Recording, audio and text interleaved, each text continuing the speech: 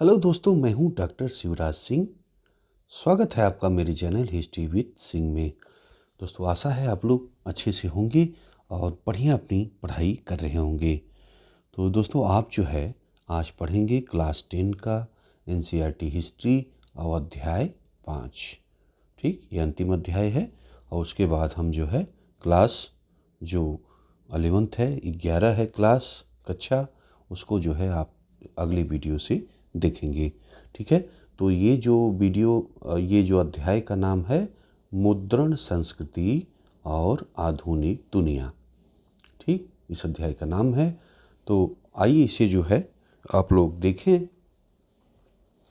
देखिए, मुद्रित या छपी हुई सामग्री के बगैर दुनिया की कल्पना हमारे लिए कितनी मुश्किल है। हम अपने चारों तरफ जहाँ नज़र दौड़ाएं, हमें कोई न कोई छपी हुई चीज़ दिखाई देगी।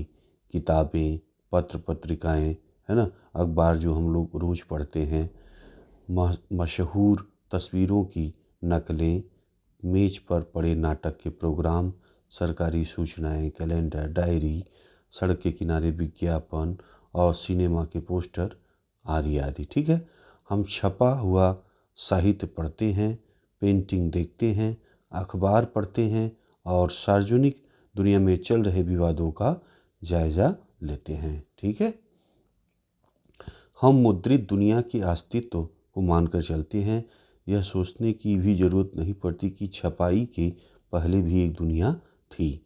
हम शायद ही महसूस करते हैं कि छपाई का अपना एक इतिहास है। इस इतिहास ने हमारे समकालीन ज़माने को आकार दिया है। यह इतिहास क्या है?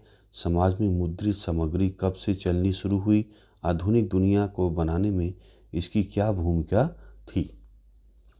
ठीक, तो इस अध्याय में हम मुद्रण के इसी इतिहास को देखेंगे, कैसे यह पूर्वी एशिया से शुरू होकर यूरोप और भारत में फैला।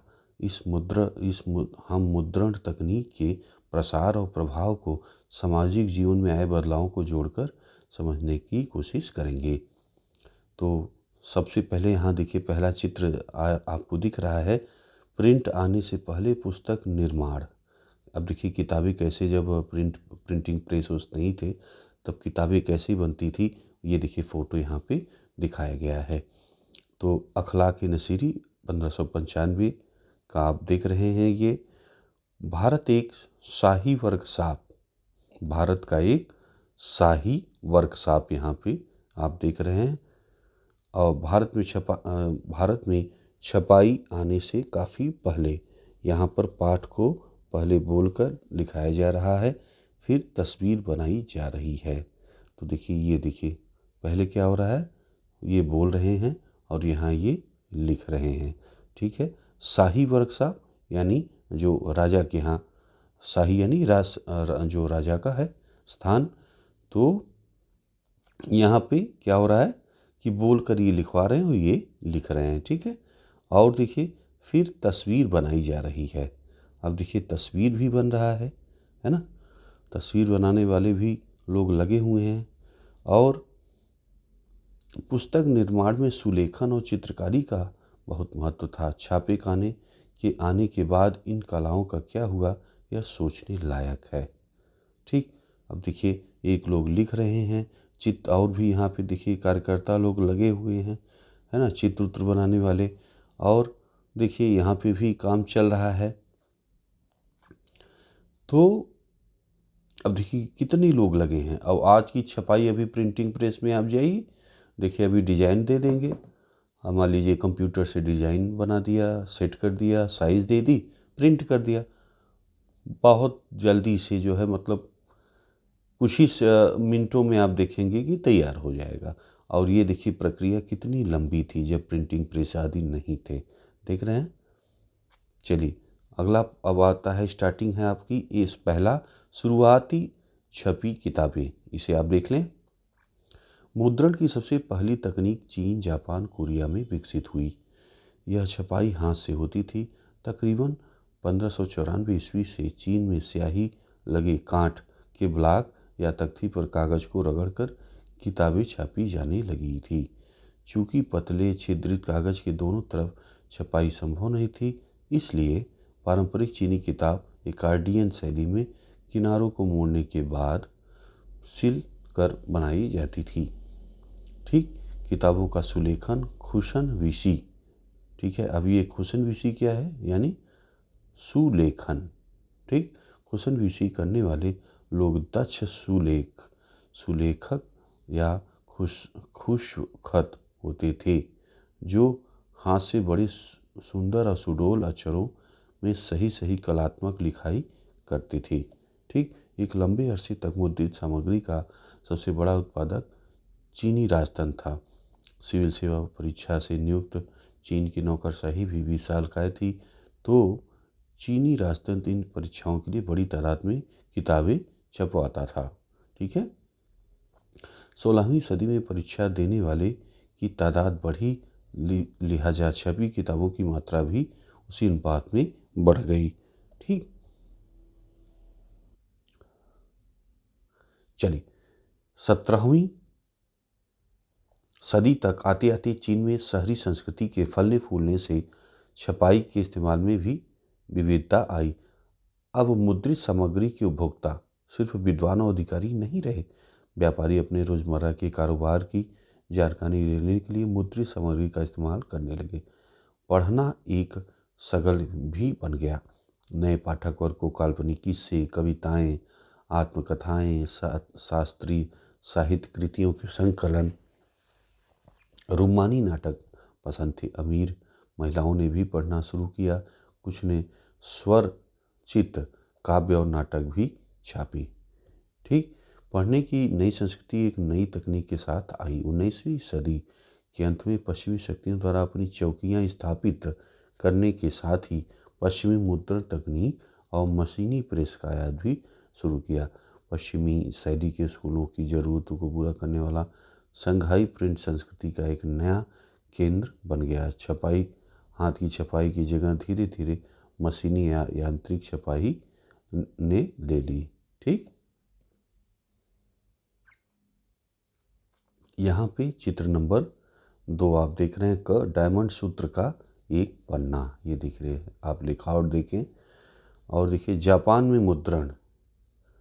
चलिए, चीनी बौद्ध प्रचारक 1768 ईस्वी से 1770 ईस्वी के आसपास छपाई की तकनीक लेकर जापान आए।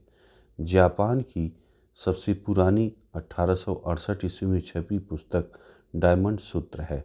ये आपने देखा यहाँ पे इसको, ये छपी कब है, 868 ईस्वी में छपी है। सोचिए कितना पुराना ये है, और जिसमें पाठ के साथ साथ काठ पर खुदे चित्र हैं, है ना। तस्वीरें अक्सर कपड़े, ताश के पत्तों, कागज़ के नोटों पर बनाई जाती थी। मध्यकालीन जापान में कवि भी छपते थे, गद्यकार भी, और किताबें सस्ती सुलभ थी। ठीक, आगे देखें, 18वीं सदी के अंत में एडो, बाद में जिसे तोक्यो के नाम से जाना गया, के शहरी इलाकों की चित्रकारी में शालीन शहरी संस्कृति का पता मिलता है, जिसमें हम चाय घर के मजमू कलाकारों और तवाइफों को देख सकते हैं, है ना।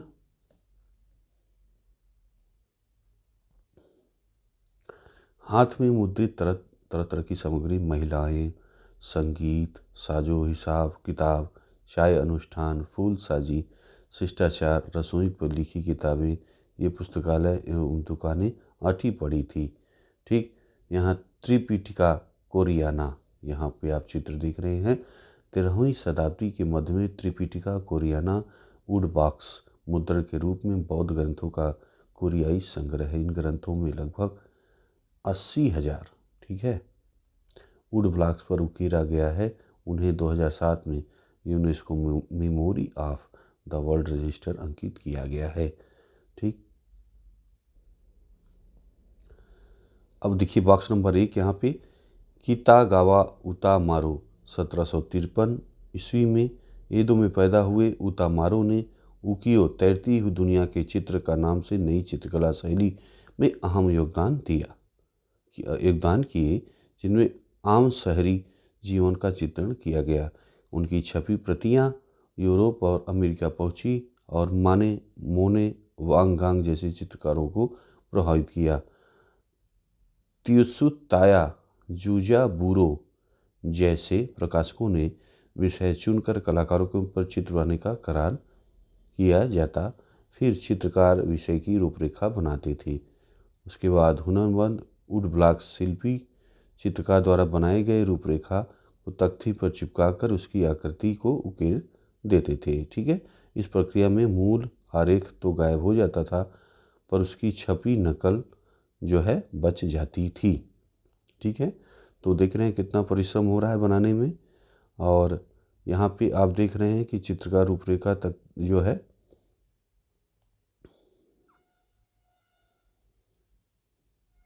देखिए, चित्रकार विषय रूपरेखा बनाते थे। हुनरमंद वुड ब्लॉक शिल्पी चित्रकार द्वारा बनाई गई रूपरेखा तख्ती पर चिपकाकर उसकी आकृति को उकेर देते थे। देख रहे हैं, ये चित्र जो है कितागावा उतामारो की एक उकियो रचना यहाँ पे आप देख रहे हैं। अगला देखिए, सुबह का नज़ारा। ये इस चित्र में है। रचयिता सुनमन कुबो 18वीं सदी के अंत में, यानी 17वीं सदी के अंत में आपका 1700 ईस्वी के अंत का ये फ़ोटो आप देख पा रहे हैं। यहाँ पे सुबह का नज़ारा ये देखिए दिखाया गया है। देखिए किस तरह ड्रेस है, किस तरह बैठे हैं, है ना। और यहाँ पे देखिए क्या हो रहा है, ये देखिए, दिख रहे हैं। चलिए अब आगे आइए, यूरोप में मुद्रण का आना।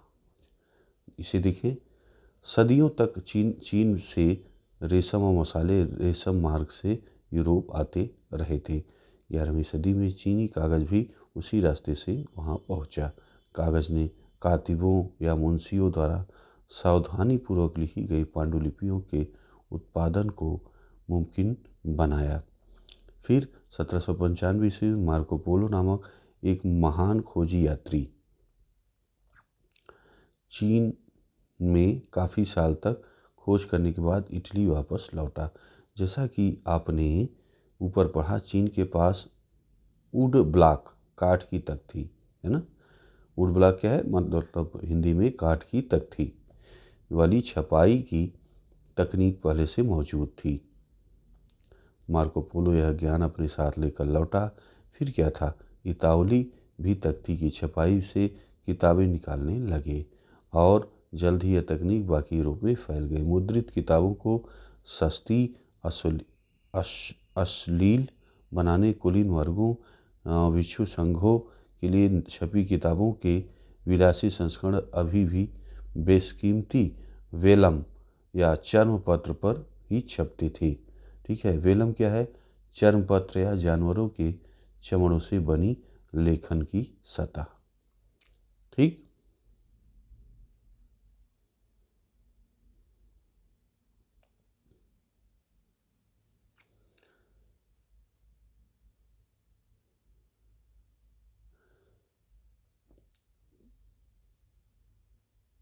और देखिए यहाँ पे व्यापारी और विश्वविद्यालय के विद्यार्थी सस्ती मुद्रित किताबें खरीदते थे। ठीक, आगे देखिए, किताबों की मांग बढ़ने के साथ यूरोप भर के पुस्तक विक्रेता विभिन्न देशों में निर्यात करने लगे। अलग अलग जगहों पर पुस्तकें जो है मेले लगने लगे। बढ़ती मांग की आपूर्ति के लिए हस्तलिखित पांडुलिपियों के उत्पादन के लिए भी नए तरीके सोचे गए। अब सिर्फ अमीर लोगों के यहाँ सुलेखक या कातिब नहीं पाए जाते थे, बल्कि पुस्तक विक्रेता भी अब उनसे रोजगार देने लगे, है ना। आमतौर पर एक विक्रेता के यहाँ 50 कातिब काम करते थे। ठीक है, लेकिन किताबों की अबाध बढ़ती मांग हस्तलिखित पांडुलिपियों से पूरी नहीं होने वाली थी। नकल उतारना बेहद खर्चीला, समय साध्य, श्रम साध्य काम था। पांडुलिपियाँ अक्सर नाजुक होती थीं, उनके लाने ले जाने, रख रखाव में तमाम मुश्किलें थी। इसलिए उनका सर्कुलेशन यानी चलन या गश्त सीमित रहा। तो किताबों की बढ़ती मांग के चलते वुड ब्लॉक प्रिंटिंग, तख्ती की छपाई उत्तरोत्तर लोकप्रिय होता गया। 15वीं सदी की शुरुआत तक यूरोप में बड़े पैमाने पर तख्ते की छपाई इस्तेमाल करके कपड़े, ताश के पत्ते और छोटे छोटे टिप्पणियों के साथ धार्मिक चित्र छापे जा रहे थे। ठीक है, जाहिर है किताबें छापने के लिए इसमें भी तेज और सस्ती मुद्रण तकनीक की ज़रूरत थी। ऐसा छपाई एक नई तकनीक के आविष्कार से ही संभव होता। 1430 ईस्वी के दशक में स्ट्रेसबर्ग योहान गुटेनबर्ग ने अंतः कर दिखाया। ठीक, यहाँ पे आप चित्र नंबर 4 देख रहे हैं। जिक्जी कोरिया, कोरिया की जिक्जी मूवेबल मेल टाइप के साथ मुद्रित दुनिया की सबसे पुरानी मौजूदा पुस्तकों में से एक है। जैन बौद्ध धर्म की मुख्य विशेषताएं हैं। इसमें जैन बौद्ध धर्म की मुख्य विशेषताएं हैं। पुस्तक में भारत, चीन, कोरिया के लगभग 150 बौद्ध विषयों का उल्लेख किया गया है। देख रहे हैं कितनी जानकारी है। बहुत ध्यान से आप लोग सुने, देखें। कोरिया के जिकजी मूवेबल मेटल टाइप के साथ मुद्रित दुनिया की सबसे पुरानी मौजूदा पुस्तकों में से एक है। आप ये देख रहे हैं, सबसे पुरानी पुस्तकों में से एक आप सामने है। इसमें जैन बौद्ध धर्म के मुख्य विशेषताएं हैं। पुस्तक में भारत, चीन, कोरिया के लगभग 150 बौद्ध भिक्षुओं का उल्लेख किया गया है। इसमें 14वीं शताब्दी के अंत में मुद्रित किया गया था। कब किया गया है? 14वीं शताब्दी के अंत में मुद्रित किया गया है था। पुस्तक का पहला खंड उपलब्ध नहीं है। दूसरा खंड फ्रांस के नेशनल लाइब्रेरी में उपलब्ध है। यह कार्य मुद्रण संस्कृति में एक महत्वपूर्ण तकनीकी परिवर्तन साबित हुआ। यही कारण है कि इसे 2001 में UNESCO memory of the world register में अंकित किया गया। ठीक, चलिए अगला पॉइंट देखिए। गुटेनबर्ग और प्रिंटिंग प्रेस। गुटेनबर्ग के पिता व्यापारी थे और वह खेती की एक बड़ी रियासत में पल बढ़कर बड़ा हुआ। ध्यान दें, गुटेनबर्ग के पिता व्यापारी थे, वह खेती की एक बड़ी रियासत में पल बढ़कर बड़ा हुआ। वह बचपन से ही तेल और जैतून पेरने की मशीनें देखता आया था। ठीक, बाद में उसने पत्थर पर पॉलिश करने की कला सीखी, फिर सुनारी और अंत में शीशे की इच्छित आकृतियों को गढ़ने में महारत हासिल कर ली। अपने ज्ञान अनुभव का इस्तेमाल उसने अपने नए आविष्कार में किया। जैतून प्रेस ही प्रिंटिंग प्रेस का मॉडल या आदर्श बना। साँचे का उपयोग अक्षरों की धातुई आकृतियों को गढ़ने के लिए किया गया। गुटेनबर्ग ने 1448 ईस्वी तक अपना यह मंत्र मुकम्मल कर लिया। उसने जो पहली किताब छापी वह थी बाइबल। तकरीबन 180 प्रतियां बनाने में उसे 3 साल लगे। सोचिए कितना समय लगा, जो उस समय के हिसाब से काफ़ी तेज था। अब आज 180 प्रतियां आपको प्रिंटिंग प्रेस में छापनी हो, अब बताइए कितना जल्दी, कितना कम समय लगेगा, है ना। पर यह तकनीक हाथ से किताब छापने की तकनीक की जगह पूरी तरह से नहीं ले पाई। शुरू में छपी किताबें भी अपने रंग रूप, साज सज्जा में हस्तलिखित पांडुलिपियाँ जैसी दिखती थी। धातुई अक्षर हाथ की सजावटी शैली का अनुकरण करते थे। हाशिए पर फूल पत्तियों की डिजाइन बनाई जाती थी। चित्र अक्सर पेंट किए जाते थे। अमीरों के लिए बनाई किताबों में छपे पन्ने पर हाशिए की जगह बेल बूटों के खाली क्षेत्र छोड़ दी जाती थी। हर खरीदार अपनी रुचि के हिसाब से डिजाइन और पेंटर खुद तय करने के लिए उसे संवार सकता था। देख रहे हैं, आगे देखें। करीब 100 सालों के दरमियान 1450 से 1550 के बीच यूरोप के ज़्यादातर देशों में छापे खाने लग गए थे। जर्मनी के प्रिंटर और मुद्रक दूसरे देश जाकर नए छापे खाने खुलवाया करते थे। छपाई की संख्या में वृद्धि के साथ साथ पुस्तक उत्पादन में कमाल की बढ़ोतरी हुई। 15वीं सदी के दूसरे हिस्से में यूरोप के बाज़ार में 2 करोड़ मुद्रित किताबें आई। यह संख्या 16वीं सदी में 20 करोड़ हो गई। हाथ की छपाई की जगह यांत्रिक मुद्रण के आने पर ही मुद्रण क्रांति संभव हुई। ठीक है, यहाँ पे आप देख रहे हैं गुटेनबर्ग का प्रिंटिंग प्रेस, ये आप देख रहे हैं। हैंडल ये देखिए, और ये सब चीज़ें आप देख पा रहे हैं। तो स्क्रू में लगा लंबा हैंडल आप देखिए, ये देखिए हैंडल है। इसकी मदद से स्क्रू घुमाकर प्लाटेन को गीले कागज पर दबा दिया जाता था। ठीक है, ये देखिए प्लाटेन है ना। तो क्या कर रहे हैं, स्क्रू, ये देखिए स्क्रू, इसको घुमा रहे हैं। तो स्क्रू घुमाकर प्लाटेन को गीले कागज़ पर दबा दिया जाता है। ठीक है, तो ये गीले कागज़ पे प्लाटेन को दबा दिया जाता है। गुटेनबर्ग ने रोमन वर्णमाला के तमाम 26 अक्षरों के लिए टाइप बनाए और जुगत लगाई कि इन्हें इधर उधर मूव कराकर या घुमाकर शब्द बनाए जा सके।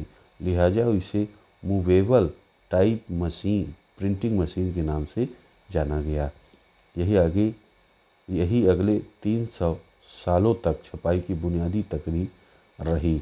हर छपाई के लिए तख्ती का खास आकार उपकरणी की पुरानी तकनीक की तुलना में अब किताबों का इस तरह छापना निहायत तेज हो गया। गुटेनबर्ग प्रेस 1 घंटे में 250 पन्ने एक साइड छाप सकता था। ठीक है, और देखिए नए शब्द, अब आप यहाँ पे प्लाटेन आपने पढ़ा। लेटर प्रेस छपाई में प्लाटेन एक बोर्ड होता था जिसे कागज़ के पीछे दबाकर टाइप की छाप ली जाती थी।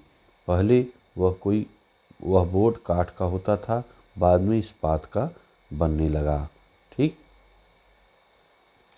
यहाँ पे चित्र नंबर 7 आप देख रहे हैं।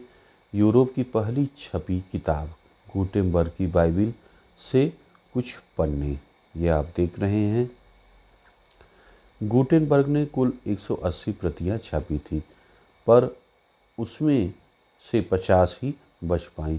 आइए गुटेनबर्ग की बाइबिल के इस पन्ने को ध्यान से देखें। ये देखिए पन्ने को आप ध्यान से देखें। देखिए ये जो है, अब यहाँ ध्यान दें, ये केवल नई तकनीक की देन नहीं थे। उन्हें गुटेनबर्ग प्रेस में धातुई टाइप पे छापा जरूर गया है, पर इसके हाशिए पर कलाकारों ने हाथ से टीकाकारी और सुघड़ चित्रकारी की है। तो ये देखिए आप जो है, ये कलाकारों ने हाथ से बनाया हुआ है। कोई 2 प्रतियां एक जैसी नहीं थी। ठीक है, हर प्रति का हर पन्ना अलग अलग था। जहां पहली नज़र में एक जैसे लगते भी हैं, गौर से तुलना करने पर फ़र्क पता चलता है। हर जगह पर कुलीन तबकों ने एक विशेषता को पसंद किया जो उसके पास था। वह अनोखा था, वह ये दावा कर सकते थे क्योंकि किसी और के पास उसकी हूबहू नकल नहीं थी। आप इबारत में देखेंगे कई जगहों पर अक्षरों के अंदर रंग भरे गए। इसके भी 2 फायदे थे, पन्ना रंगीन हो जाता था, साथ ही सारे पवित्र शब्द ज़्यादा दर्शनीय और महत्वपूर्ण बन जाते थे। लेकिन हर पन्ने पर रंग हाथ से भरे जाते थे। ठीक है, गुटेनबर्ग ने इबारत या पाठ को काले में छापा, ठीक, और बाद में रंग भरे जाने के लिए छोड़ दिया। ठीक है, तो ये पन्ने में आप देख रहे हैं, है ना, किस तरह भरा गया है। अब यहाँ पे आप देखिए एक मुद्रक की वर्कशॉप 16वीं सदी की, ये आप देख रहे हैं। तो इस तस्वीर से पता चलता है कि 16वीं सदी में मुद्रक का कार्यस्थल कैसा दिखाई देता था। ये देखिए आप कैसे दिखाई देता था। देखिए आदमी लोग किस तरह काम कर रहे हैं, ये आपके सामने देखिए उनकी एक्टिविटी, इतने लोग लगे हुए हैं, ये देखिए, है ना। तो इससे आपको अंदाज़ा लग रहा होगा कि कैसा जो है ये 16वीं सदी का जो मुद्रक था वो कैसा था और कैसे लोग काम करते थे। सारे काम एक ही छत के नीचे चल रहे हैं। बाएं छोर पर अगले हिस्से में कंपोजिटर काम कर रहे हैं। अब ये कंपोजिटर क्या है भाई?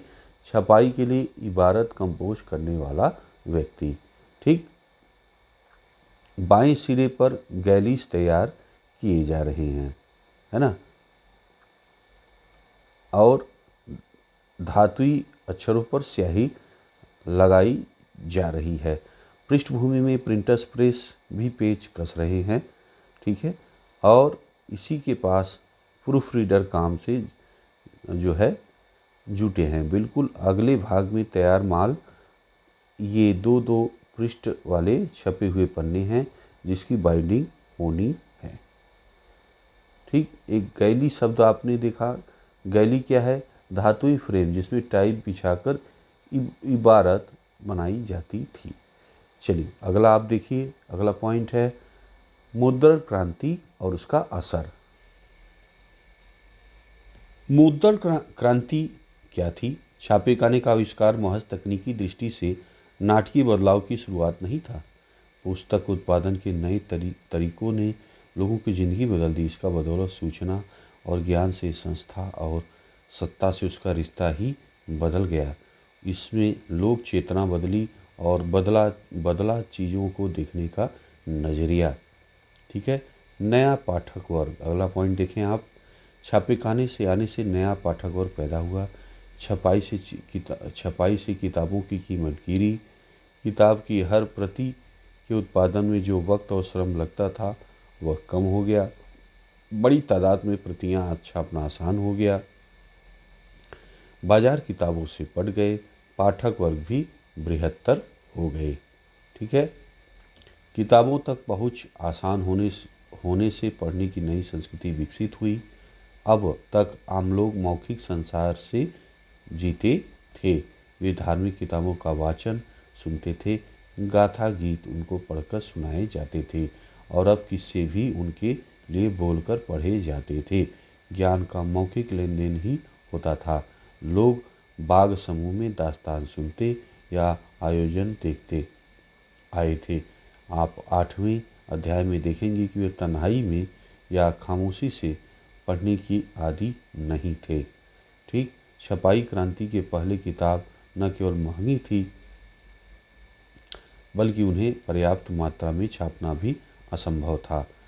अब किताबें समाज के व्यापक तबकों तक पहुंच सकती थी। ठीक, अगर पहले की जनता श्रोता थी तो कह सकते हैं कि अब पाठक जनता अस्तित्व में आ गई थी। ठीक, लेकिन यह संक्रमण सरल नहीं था। किताबें सिर्फ साक्षर ही पढ़ सकते थे और यूरोप के अधिकांश देशों में 20वीं सदी तक साक्षरता की दर सीमित थी। प्रकाशकों के लिए सवाल था कि लोगों में छपी किताब के प्रति दिलचस्पी कैसे जगाएं। उसके लिए उन्हें मुद्रित कृति के व्यापक पहुंच का ध्यान रखना था। जो नहीं पढ़ पाते थे वो भी बोलकर पढ़े गए और सुनकर उनका लुत्फ तो उठाते ही थे। इसलिए मुद्रकों ने लोकगीत लोक कथाएँ छापनी शुरू कर दी। ऐसी किताबें आमतौर पर तस्वीरों में खूब सजी धजी यानी सचित्र होती थी। फिर उन्हें सामूहिक ग्रामीण सभाओं और शहरी शराब घरों में सुनाया जाता था। ठीक, अब यहाँ पे आपने शब्द देखा गाथा गीत। ये क्या है? लोकगीत का ऐतिहासिक आख्यान जिसे गाया सुनाया जाता है। ठीक, अब देखिए शराब घर, वह जगह जहाँ लोग शराब पीने, खाने और दोस्तों से मिलने और बात विचार के लिए जाते थे। इस तरह मौखिक संस्कृति मुद्रित संस्कृति में दाखिल हुई और छपी सामग्री मौखिक अंदाज में प्रसारित हुई। मौखिक और मुद्रित संस्कृतियों के बीच की विभाजक रेखा धुंधली पड़ गई। श्रोता और पाठक वर्ग एक दूसरे में घुल मिल गए। ठीक, अब आ जाइए अगला पॉइंट देखिए, धार्मिक विवाद और प्रिंट का डर। इसे आप देखें। अब देखिए, छापेखाने से विचारों के व्यापक प्रचार प्रसार और बहस मुबाहिसे के द्वार खुले। स्थापित सत्ता के विचारों से असहमत होने वाले लोग भी अब अपने विचारों को छापकर उन्हें फैला सकते थे। छपे हुए संदेश के जरिए वे लोगों को अलग ढंग से सोचने के लिए मना सकते थे या कोई कार्रवाई करने के लिए प्रेरित कर सकते थे। जाहिर है कि इस बात का जीवन के कई क्षेत्रों पर में गंभीर महत्व था। ठीक, हर कोई मुद्रित किताब को लेकर खुश नहीं था। जिन्होंने इसका स्वागत भी किया, उनके मन में इसको लेकर कई डर थे। कई लोगों को छपी किताब के व्यापक प्रसार और छपे शब्द की सुगमता लेकर यह आशंका थी कि न जाने इसका आम लोगों के जेहन पर क्या असर हो। भय था कि अगर छपे हुए और पढ़े जा रहे पर कोई नियंत्रण न होगा तो लोगों में बागी और अधार्मिक विचार पनपने लगेंगे। अगर ऐसा हुआ तो मूल्यवान साहित्य की सत्ता ही नष्ट हो जाएगी। धर्मगुरुओं और सम्राटों तथा कई लेखकों एवं कलाकारों द्वारा व्यक्त की गई चिंता नवमुद्रित और नव प्रसारित साहित्य की व्यापक आलोचना का आधार बनी। ठीक, यहाँ पे आइए देखें कि जीवन के इस क्षेत्र में धर्म में क्या असर हुआ। धर्म में इसका क्या असर हुआ, ये देखिए। इसको देखने से पहले यहाँ पे एक चित्र है, चित्र नंबर 9 है ना। ये आप देख रहे हैं चित्र को यहाँ पे। तो जे विस्ले लाम प्री मेरी छापाखाना ये है और 1739 का ये फ़ोटो आप देख पा रहे हैं। यह आधुनिक यूरोप के प्रारंभ में प्रिंट के आगमन का उत्सव मनाते हुए छपे कई चित्रों में से एक है। ठीक है, आधुनिक यूरोप के प्रारंभ में प्रिंट के आगमन का उत्सव मनाते हुए छपे कई चित्रों में से एक है। देखिए, प्रिंट के आगमन से उत्सव मना रहे हैं ये लोग, है ना, दिखाया गया है। देखिए कि छापाखाना लेकर एक देवी स्वर्ग से उतर रही हैं। छापाखाना लेकर देखिए देवी एक जो है स्वर्ग से उतर रही हैं, देख रहे हैं। और देखिए इस देवी के आजू बाजू मिनर्वा विद्या की देवी है ना, ये देखिए मिनर्वा है विद्या की देवी। और देखिए जो है मरकरी दूत देव है ना, मिनर्वा ये विद्या की देवी और मरकरी दूत देव विवेक का प्रतीक हैं। ये देखिए विद्या की देवी इधर हैं और ये दूत देव इधर हैं, देख रहे हैं आप, है ना। और तस्वीर के आगे हिस्से में अगले देशों के 6 अग्रणी मुद्रकों की छवियां लिए औरतें हैं, है ना। तो ये देखिए, ये आप देख रहे हैं औरतों को यहाँ पे ली हुई हैं, आप देख रहे हैं। ठीक, बीच में बाईं ओर घेरे के अंदर गुटेनबर्ग की तस्वीर है।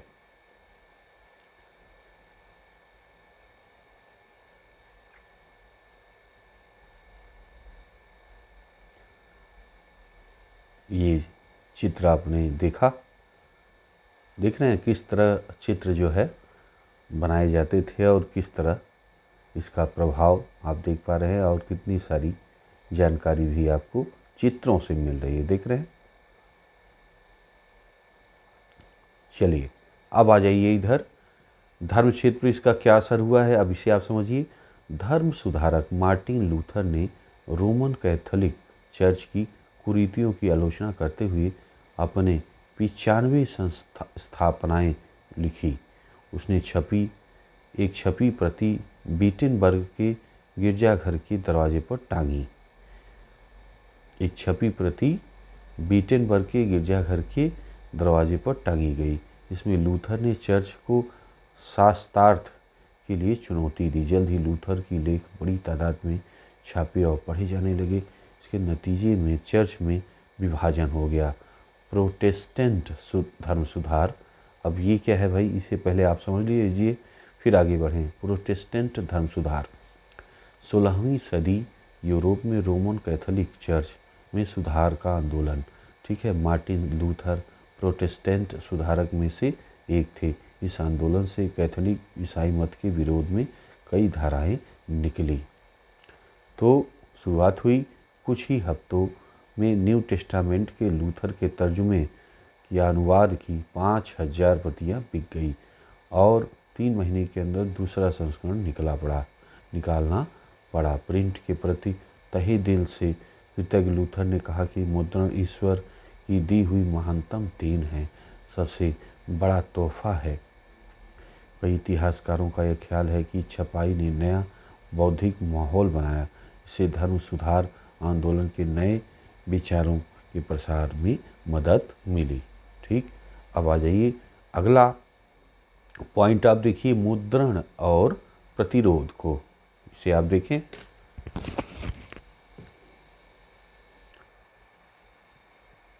छपे हुए लोकप्रिय साहित्य के बल पर कम शिक्षित लोग धर्म की अलग अलग व्याख्याओं से परिचित हुए। ठीक है, छपे हुए लोकप्रिय साहित्य के बल पर कम शिक्षित लोग धर्म की अलग अलग व्याख्याओं से क्या हुए, परिचित हुए। 16वीं सदी की इटली की एक किसान मेनोकियो ने अपने इलाके में उपलब्ध किताबों को पढ़ना शुरू कर दिया। उन किताबों के आधार पर उसने बाइबिल के नए अर्थ लगाने शुरू कर दिए। उसने ईश्वर और सृष्टि के बारे में ऐसे विचार बनाए कि रोमन कैथोलिक उससे क्रुद्ध हो गया। ऐसे धर्म विरोधी जो है विचारों को दबाने के लिए रोमन चर्च ने अब इनक्विजिशन यानी धर्मद्रोहियों को दुरुस्त करने वाली संस्था शुरू किया। 2 मोनोकियों को 2 बार पकड़ा गया और आखिरकार उसे मौत की सज़ा दे दी गई। सोचिए, धर्म के पास ऐसे पाठ और उस पर उठाए गए सवालों से परेशान रोमन चर्च ने प्रकाशकों और पुस्तक विक्रेताओं पर कई तरह की पाबंदियां लगाई और 1558 ईस्वी से प्रतिबंधित किताबों की सूची रखने लगे। ठीक, यहाँ पे आपने इंक्विजिशन शब्द पढ़ा। इसका अर्थ क्या है? धर्म अदालत। इसका मतलब क्या है? धर्म अदालत। विधर्मियों की शिनाख्त करने और सजा देने वाली रोमन कैथोलिक संस्था ये थी। अब देखिए धर्म विरोधी, यही कब आपने शब्द पढ़ा यहाँ पे, ये क्या है? इंसान या विचार जो चर्च की मान्यताओं से असहमत हो। मध्यकाल में चर्च विधर्मियों या धर्मद्रोह के प्रति सख्त था। उसे लगता था कि लोगों की आस्था उनके विश्वास पर सिर्फ उनका अधिकार है और उसकी बात ही अंतिम है। ठीक, अब देखिए यहाँ पे स्रोत का है किताब का डर। ठीक है, इस चित्र और इससे पहले एक चित्र आप देख लीजिए। यहाँ पे चित्र नंबर 10 यहाँ पे आप देख रहे हैं। तो इस द मैकबर डांस, विभत्स नाच, है ना। तो इस 16वीं सदी की तस्वीर में छपाई का खौफ किस नाटकीयता से पेश किया जा रहा है, यह देखा जा रहा है। यह बेहद दिलचस्प वुडकट तख्ती छाप जो है तस्वीर में मुद्रण के आगमन को दुनिया के अंत से जोड़ा गया। सोचिए, मुद्रक के वर्कशॉप को मौत के नाच का मंच बताया गया। मुद्रक और उसके मजदूर कंकालों के नियंत्रण में हैं, देख रहे हैं, और उनसे मनचाही चीज़ें छपवाते हैं। ये देखिए, सब नियंत्रण में है कंकालों के, ये देखिए, देख रहे हैं। तो अब स्रोत को आप पढ़िए। लातिन के विद्वान और कैथोलिक धर्म सुधारक इरेस्मस, है ना, जिसने कैथोलिक धर्म की जातियों का आलोचना की, पर लूथर से भी एक दूरी बनाकर रखी। प्रिंट को लेकर बहुत आशंकित था। उसने एडेजेज 1508 में लिखा, किताबें भिन्न भिनाती मक्खियों की तरह हैं। दुनिया का कौन सा कोना जहाँ नहीं पहुँच जाती, हो सकता है जहाँ तहाँ एकाध जाने लायक चीज़ें भी बताएं, लेकिन इनका ज़्यादा हिस्सा तो विद्वता के लिए हानिकारक ही था, बेकार ढेर, क्योंकि अच्छी चीज़ों की अति भी हानिकारक ही है, उससे बचना चाहिए। मुद्रक दुनिया के सिर्फ तुच्छ, जैसे कि मेरी लिखी चीज़ों से नहीं पाट रहे हैं, बल्कि बकवास, बेवकूफ़, सनसनीखेज, धर्म विरोधी, अज्ञानी, षड्यंत्रकारी किताबें छापते हैं। उनकी तादाद ज़्यादा है, मूल्यवान साहित्य का मूल्य ही नहीं रह जाता। ठीक, अब आ जाइए अगला चौथा पढ़िए आप, पढ़ने का जुनून। इसे आप देखें। पूरे 17वीं और 18वीं सदी के दौरान यूरोप में ज़्यादातर हिस्सों में साक्षरता बढ़ती रही। ठीक है, अब देखिए साक्षरता बढ़ती रहे चालू हो गई है। अलग अलग संप्रदाय के चर्चों ने गांव में स्कूल स्थापित किए, किसानों कारीगरों को शिक्षित करने लगे। 18वीं सदी के अंत तक यूरोप के कुछ हिस्सों में तो साक्षरता दर 60 से 80% तक हो गई। यूरोपीय देशों में साक्षरता और स्कूलों के प्रसार के साथ लोगों में पढ़ने का जैसा जुनून पैदा हो गया। लोगों की किताब चाहिए थी, इसलिए मुद्रक ज़्यादा से ज़्यादा किताबें छापने लगे। अब यहाँ पे संप्रदाय शब्द आपने देखा, इसका क्या अर्थ है? किसी धर्म का एक उपसमूह। ठीक, और आगे देखें, नए पाठकों को रुचि ध्यान में रखते हुए किस किस के साहित्य छपने लगे। पुस्तक विक्रेताओं ने गांव गांव जाकर छोटी छोटी किताबें बेचने वाले फेरी वालों को काम पर लगाया। ये किताबें मुख्यतः पंचांग के अलावा लोक गाथाएँ, लोकगीतों की हुआ करती थी। अब ये पंचांग क्या है? ये देखिए पंचांग, इसको आप समझिए चाँद, सूरज की गति, ज्वार भाटा के समय और लोगों के दैनिक जीवन से जुड़ी कई अहम जानकारियाँ देती वार्षिक प्रकाशन है। ठीक, लेकिन जल्द ही मनोरंजन प्रधान सामग्री भी आम पाठकों तक पहुंचने लगी। इंग्लैंड में पेनी चैप बुक्स या एक पैसिया किताबें बेचने को चैपमैन कहा जाता था। इन किताबों को गरीब तबके भी खरीद कर पढ़ सकते थे। फ्रांस में बिब्लियोथीक ब्ल्यू का चलन था, जो सस्ते कागज़ पर छपी नीली जिल्द में बंधी छोटी किताबें हुआ करती थी। इसके अलावा 4-5 पन्ने की प्रेम कहानियाँ थी और अतीत की थोड़ी गाथाएँ थी, जिन्हें इतिहास कहते थे। आप देख सकते हैं कि अलग अलग उद्देश्य और दिलचस्पी के हिसाब से किताबों के कई आकार प्रकार थे। अब देखिए, आपने पढ़ा चैप बुक, ये क्या है? गुटका। पॉकेट बुक के आकार की किताब के लिए इस्तेमाल किया जाने वाला शब्द, ठीक है, जो पॉकेट में रखा जा सके, छोटा सा किताब, उसके लिए जो इस्तेमाल शब्द है वो है चैप बुक। इन्हें आमतौर पर फेरी वाले बेचते थे। ये 16वीं सदी की मुद्रण क्रांति के समय से लोकप्रिय हुए। चलिए आगे देखें। 18वीं सदी के आरंभ में पत्रिकाओं का प्रकाशन शुरू हुआ, जिसमें समसामयिक घटनाओं के खबर के साथ मनोरंजन भी परोसा जाने लगा। अखबार और पत्रों, युद्ध और व्यापार से जुड़ी जानकारी के अलावा दूर देशों की खबरें होती थी। उसी तरह वैज्ञानिक और दार्शनिक भी आम जनता की पहुंच से बाहर नहीं रहे। प्राचीन और मध्यकालीन ग्रंथ संकलित किए गए और नक्शों के साथ साथ वैज्ञानिक खाके बड़ी मात्रा में छापे गए। जब आइजैक न्यूटन जैसे वैज्ञानिकों ने अपने आविष्कार प्रकाशित करने शुरू किए, तो उनके लिए विज्ञान बोध में पगा एक बड़ा पाठक वर्ग तैयार हो चुका था। Thomas Paine, Voltaire, Jacques Rousseau जैसे दार्शनिक किताबें भी भारी मात्रा में छपने और पढ़ी जाने लगी। जाहिर है विज्ञान, तर्क, विवेकवाद के उनके विचार लोकप्रिय साहित्य में भी जगह पाने लगे। ठीक, यहाँ पे बॉक्स नंबर 2 आप देखें। 1791 में लंदन के एक प्रकाशक जेम्स लॉगिंगटन ने अपनी डायरी में यह लिखा, पिछले 20 सालों में किताबों की बिक्री में आमतौर पर बेतहाशा वृद्धि हुई।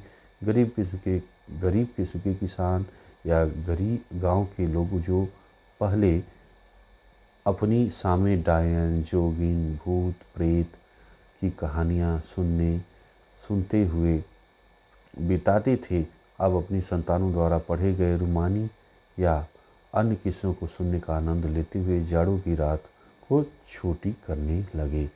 अगर जान शहर जा रहा है तो उसे सख्त हिदायत दी जाएगी कि पेरेग्रिन पिकल्स एडवेंचर लेकर आए, और अगर डाली अंडे बेचने जा रही है तो उसे कहा जाता कि वह the history of Joseph Andrews लेकर ही वापस लौटे।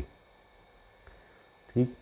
दुनिया के जालिमों अब तुम ही लो, दुनिया के जालिमों अब हिलोगे तुम।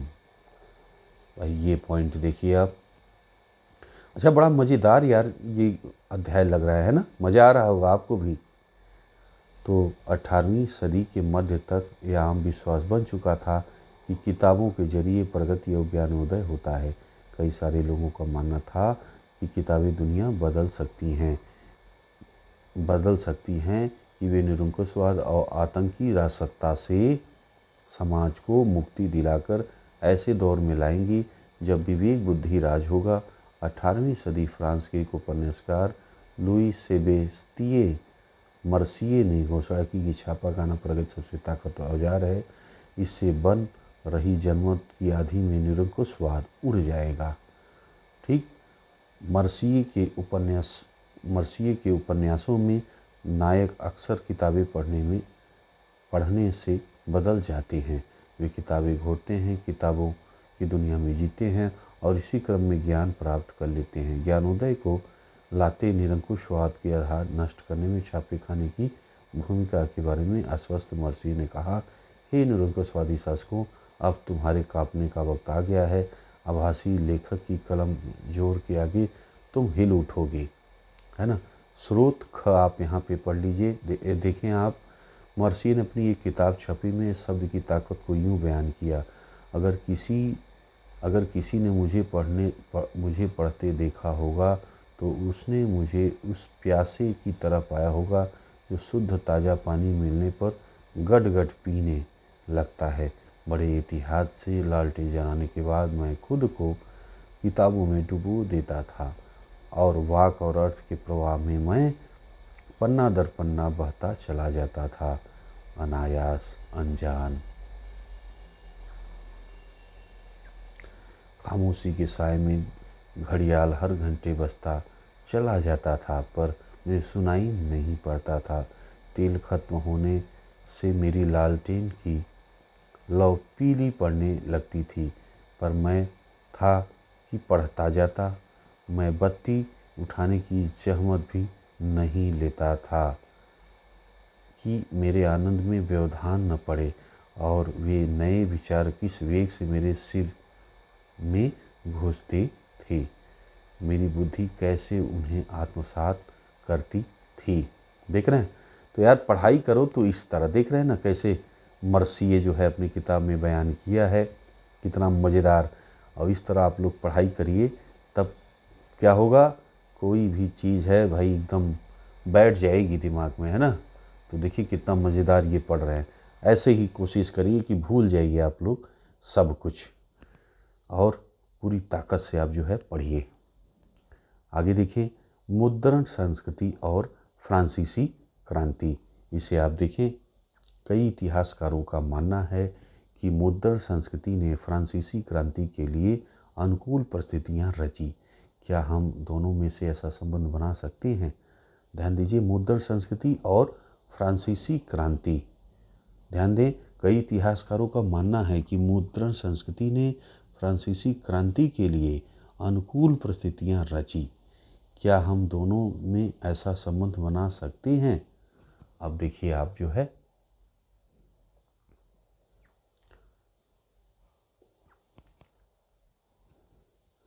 मूलतः 3 तरह के तर्क देखने लायक हैं।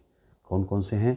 देखिए, पहला, छपाई के चलते ज्ञानोदय के चिंतकों के विचारों का प्रसार हुआ।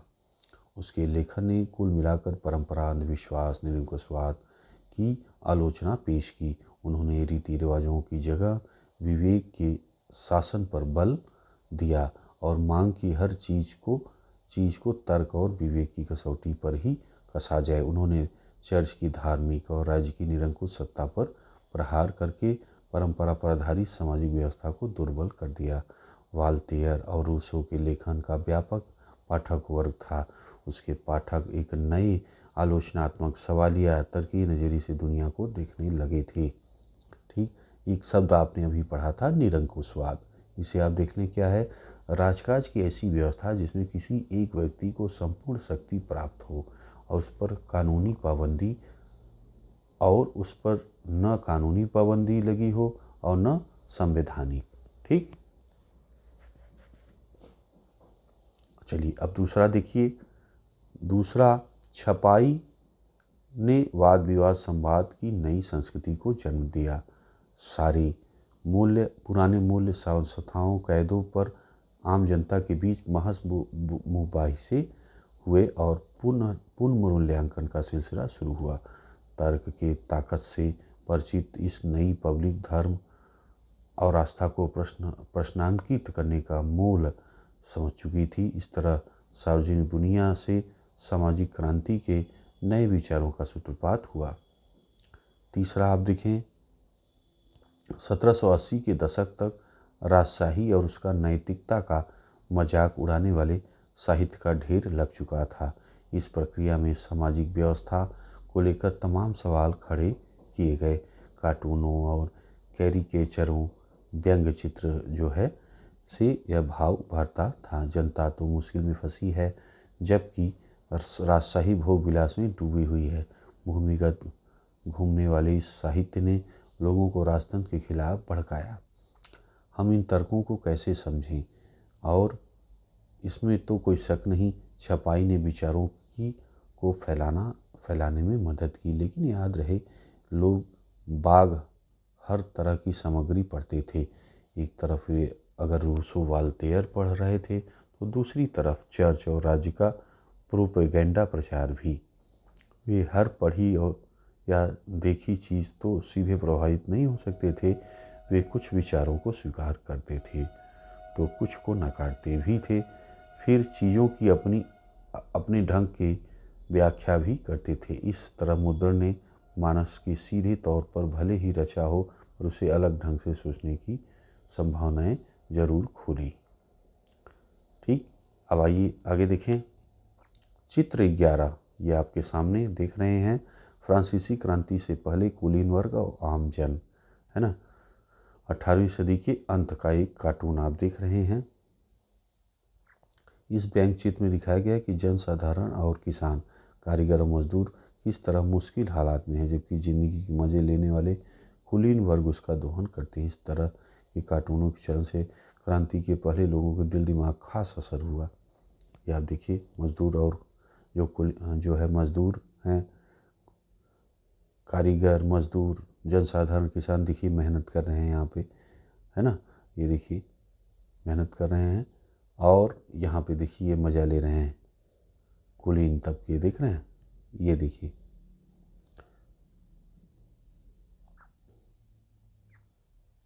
चलिए अब आ जाइए 19वीं सदी।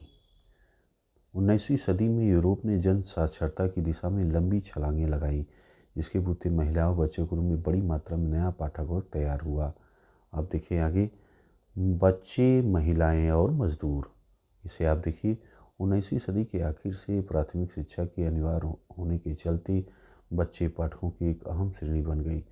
प्रकाशन उद्योग के लिए पाठ्य पुस्तकों का उत्पादन महत्वपूर्ण हो गया। फ्रांस में 1857 में सिर्फ बाल पुस्तकें छापने के लिए एक प्रेस या मुद्रणालय स्थापित किए गया। ठीक है, इस प्रेस में पुरानी और नई दोनों तरह की परिकथाओं और लोक कथाओं का प्रकाशन किया गया। जर्मनी के ग्रिम बंधुओं ने बरसों लगाकर किसानों के बीच लोक कथाएँ जमा की। उनके द्वारा एकत्रित सामग्री का संपादन हुआ। फिर कहानियों का अंत 1812 के एक संकलन में छापा गया। बच्चों के लिए अनुपयुक्त सामग्री या जो चीज़ें कुलीन वर्गों को अश्लील लगती थी, उन्हें प्रकाशित संस्करण में शामिल नहीं किया गया था। इस तरह पुरानी ग्रामीण लोक कथाओं को नया रूप मिलने छपने में दर्ज तो हुई, पर इस प्रक्रिया में बदल भी गई, है ना। महिलाएं पाठिका और लेखिका की भूमिका में ज़्यादा अहम हो गई। पेनी मैगजीन्स या एकपैसिया पत्रिकाएं खास तौर पर उन्हीं के लिए होती थी, वैसे ही जैसे कि सही चाल चलन और गृहस्थी सिखाने वाली निर्देशिकाएं। 19वीं सदी में जब उपन्यास छपने लगे तो महिलाएं उनका अहम पाठक बन गई। मशहूर उपन्यासकारों में लेखिकाएं अग्रणी थी, जेन ऑस्टिन, ब्रांट बहनें, है ना, जॉर्ज इलियट आदि। उनके लेखन नई नारी परिभाषा उभरी, जिस व्यक्तित्व सुदृढ़ थी, गहरी सूझबूझ थी और उनका अपना दिमाग था, अपनी इच्छा शक्ति थी, है ना। 17वीं सदी से किराए पर किताब देने वाले पुस्तकालय अस्तित्व में आ गए। 19वीं सदी के इंग्लैंड में पुस्तकालयों का उपयोग सफ़ेद कॉलर मजदूरी, दस्तकारों, निम्न वर्गीय लोगों के शिक्षित करने के लिए किया गया। काम के दिन में छोटे होने वाले मजदूरों को अपने सुधार आत्मव्यक्ति के लिए थोड़ा व्यक्त किया मिलने लगा। ध्यान दें अब क्या हो रहा है। देखिए 17वीं सदी से ही किराए पर किताब देने वाले पुस्तकालय अस्तित्व में आ गए।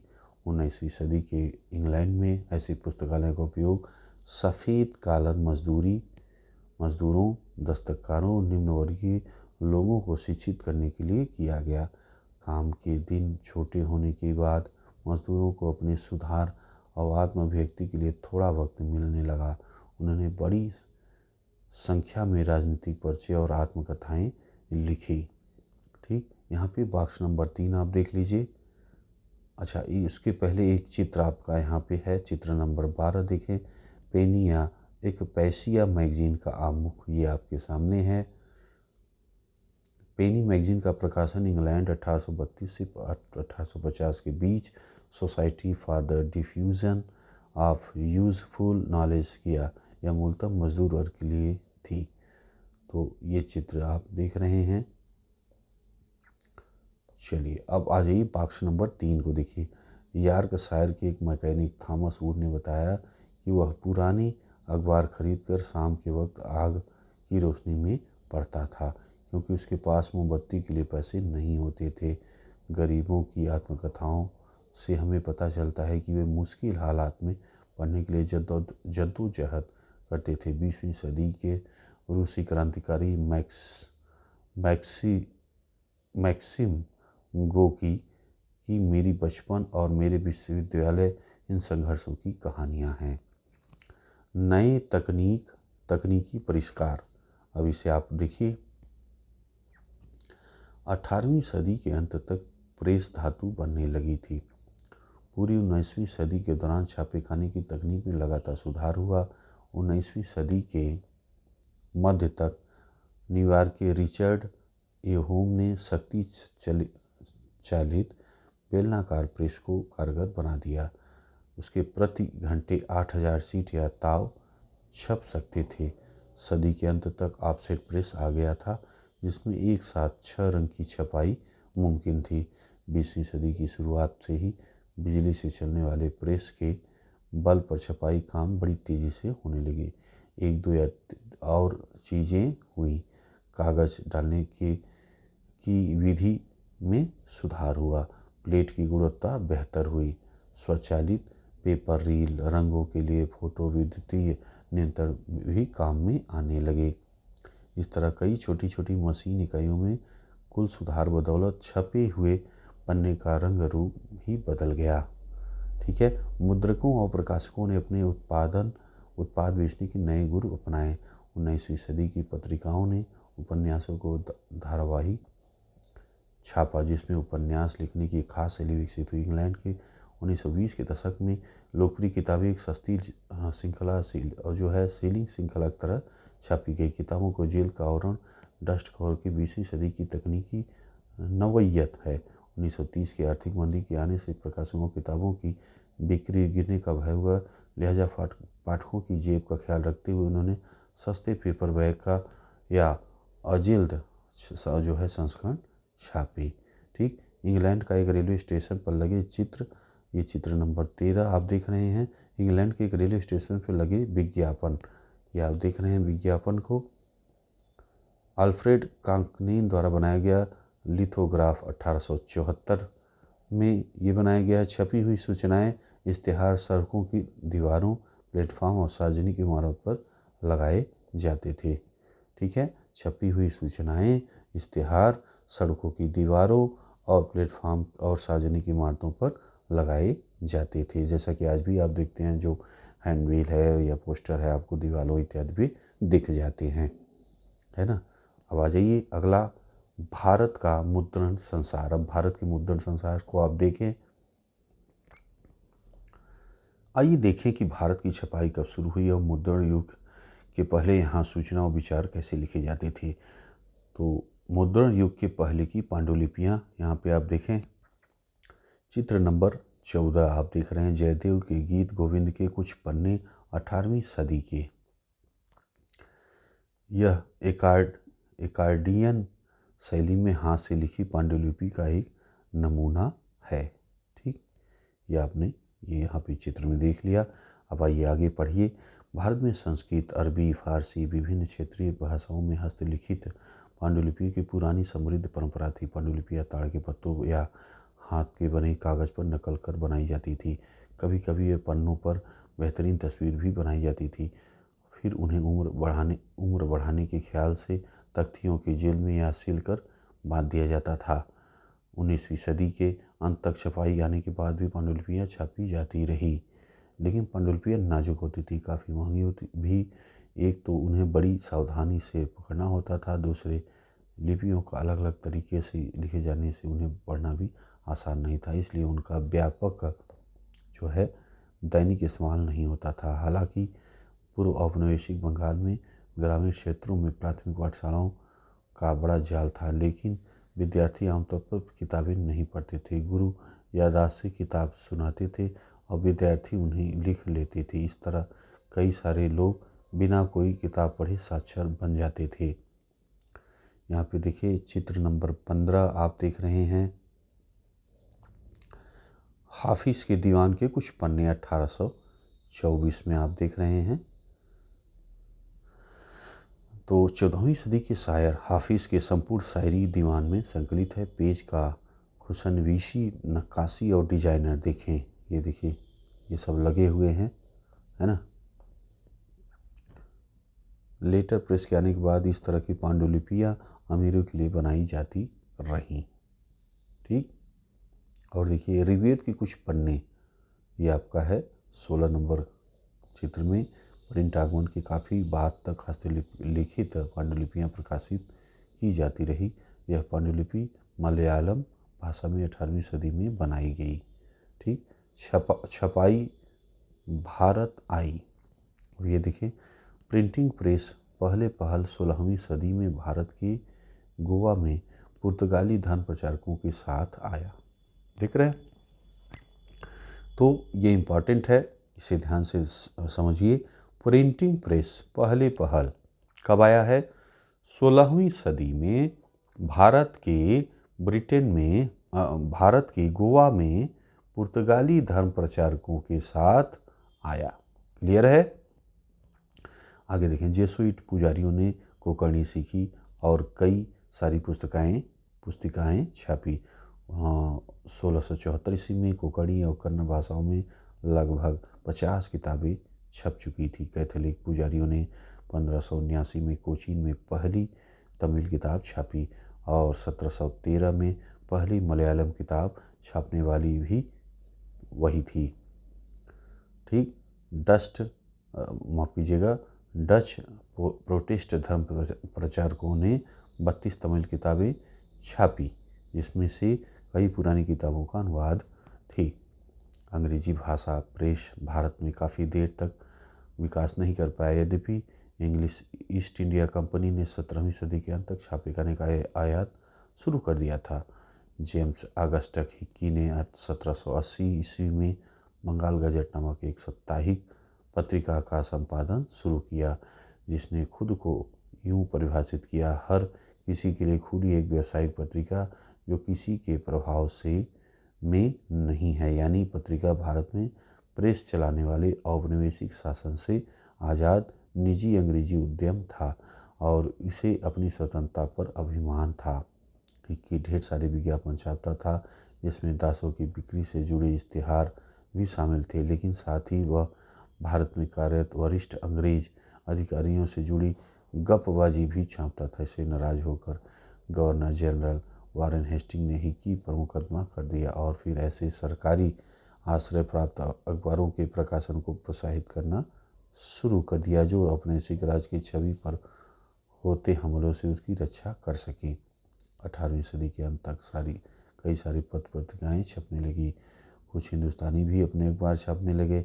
ऐसे प्रयासों से पहला राजा राम मोहन राय के करीबी रहे गंगाधर भट्टाचार्य द्वारा प्रकाशित बंगाल गजट।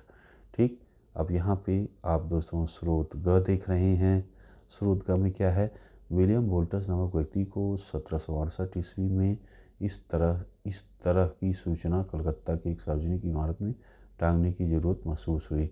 जनसाधारण के लिए मिस्टर बोल्ट पब्लिक को यह बताने के लिए यह तरीका सहारा लेते हैं चूँकि शहर के छापेखाने घोर कमी से नुकसान होता है। क्योंकि शहर में छापेखाने की घोर कमी से नुकसान होता है, इसलिए वे उस व्यक्ति का हर संभव उत्साहवर्धन करेंगे जो छपाई में माहिर हो। जल्द ही बोल्ट महोदय इंग्लैंड चले गए। यह वादा हवा में लटका रहा। चलिए अगला पॉइंट आप देखें, धार्मिक सुधार और सार्वजनिक बहसें। जैसा कि आप जानते हैं 19वीं सदी की शुरुआत में धार्मिक मसलों को लेकर बहसों का बाजार गर्म था। ठीक है, अलग अलग समूह औपनिवेशिक समाज में हो रहे बदलाव जूझ रहे थे। धर्म की अपनी अपनी व्याख्या पेश कर रहे थे। कुछ तो मौजूदा रीति रिवाजों की आलोचना करते हुए उनमें सुधार चाहते थे। कुछ अन्य समाज सुधारकों ने तर्कों के खिलाफ खड़े थे। ये सारे वाद विवाद प्रिंट में सरेआम पब्लिक में हुए।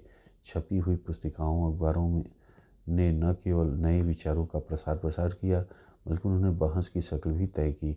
इन बहसों में व्यापक जन समुदाय भी हिस्सा ले सकता था, अब मत जाहिर कर सकता है। इस तरह के मन मंतानों में नए विचार उभरे। यह वह समय था जब समाज और धर्म सुधारकों तथा हिंदू रूढ़ियों के बीच विधवा दाह एकेश्वरवाद ब्राह्मण पुजारी वर्ग मूर्ति पूजा जैसी चीज़ों को लेकर बहस ठनी हुई थी। बंगाल जैसे जैसे बहस चल लगातार बड़ी तादाद में पुस्तिकाओं अखबारों के जरिए तरह तरह के तर्क समाज बीच आने लगे। ज़्यादा से ज़्यादा लोगों तक पहुंचने का ख्याल से इन आम बोलचाल में भाषा छापा गया। राम मोहन राय ने 1821 से संवाद कौमुदी नामक कौमुदी प्रकाशित की। रूढ़ियों ने उसके विचारों से टक्कर लेने के लिए समाचार चंद्रिका का सहारा लिया। 2 फारसी अखबार जामे जहांनामा और शमसुल अखबार भी 1882 ईस्वी में प्रकाशित हुए। ठीक, आगे देखिए, उत्तर भारत में उलमा मुस्लिम राजवंशों के पतन को लेकर चिंतित थे। उन्हें डर था कि कहीं औपनिवेशिक शासक धर्मांतरण को बढ़ावा न दें या मुस्लिम कानून न बदल डालें। इससे निपटने के लिए उन्होंने सस्ते लिथोग्राफी प्रेस का इस्तेमाल करते हुए धर्मग्रंथों की फारसी या उर्दू अनुवाद और धार्मिक अखबार या गुटके निकाले। सन 1867 ईस्वी में स्थापित देवबंद सेमिनरी ने मुसलमान पाठकों को रोज़मर्रा का जीवन जीने का सलीका इस्लामी सिद्धांतों के मायने समझाते हुए हजारों फतवे जारी किए। पूरी 19वीं सदी के दौरान कई इस्लामी संप्रदाय सेमिनरी पैदा हुए। धर्म को लेकर सबकी अपनी अपनी व्याख्याएं थी। हर कोई अपना संप्रदाय बढ़ाना चाहता था और दूसरों के असर को काटना चाहता था। ठीक, और देखिए यहाँ पे शब्द आपने एक पढ़ा उलमा। उलमा क्या है? इस्लामी कानून और शरिया के विद्वान को कहा जाता है क्या? उलमा। फतवा आपने पढ़ा। फतवा क्या होता है?